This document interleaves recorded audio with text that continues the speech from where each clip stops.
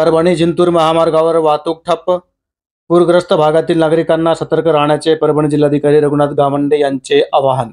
जिंतूर तालुक्यातील बोरीजवळ असलेल्या करपरा नदीला मोठा पूर आल्याने शनिवारी रात्री 1 वाजल्यापासून वाहतूक ठप्प झाली होती. या नदीवरील जुन्या व नवीन पुलावर पाणी वाहत होते. सकाळी ते पाणी उतरले. 6 वाजता जुन्या पुलावरून पाणी वाहत होते.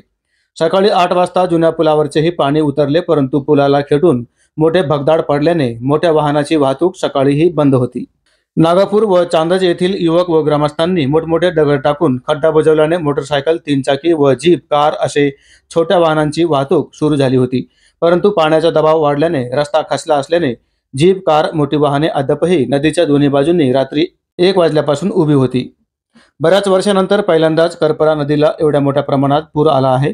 दरम्यान पूरग्रस्त भागातील नागरिकांनी सतर्क राहण्याचे परभणी जिल्हाधिकारी रघुनाथ गावंडे यांनी आवाहन केले आहे. परभणी जिल्ह्यात 31 तारखेच्या मध्यरात्रीपासून पावसाला सुरुवात झाली व 1 तारखेला सकाळपासूनच मुसळधार पाऊस चालू असल्याने सर्वत्र पाणीच पाणी झाले आहे. सतत सुरू असलेल्या पावसामुळे ओढ्या नाल्यांना मोठ्या प्रमाणात पूर आला आहे. पूरग्रस्त भागातील नागरिकांना सतर्क राहण्याचे परभणी जिल्हाधिकारी रघुनाथ गावंडे यांनी आवाहन केले आहे. बघूया जिल्हाधिकारी काय म्हणाले ते. परभणी जिल्ह्यामध्ये मागील 2 दिवसापासून 52 पैकी 50 मंडळात अतिवृष्टी झालेली आहे. 65 mm पुढे हा पाऊस गेल्यामुळे त्याला आपण अतिवृष्टी म्हणतो. काही ठिकाणी 150 mm, 200 mm, 250 mm इतका प्रचंड पाऊस झालेला आहे. पिकांचं मोठ्या प्रमाणात नुकसान आहे.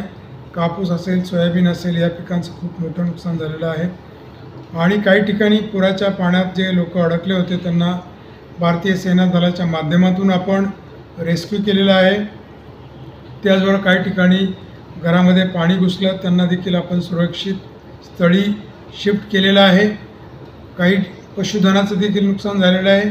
येणाऱ्या कालावधीमध्ये पाणी ओसरल्यानंतर या सर्व ठिकाणचे पंचनामे आम्ही करून त्यांना ती योग्य ती नुकसान भरपाई शासनाच्या निर्देशाप्रमाणे दिली जाईल.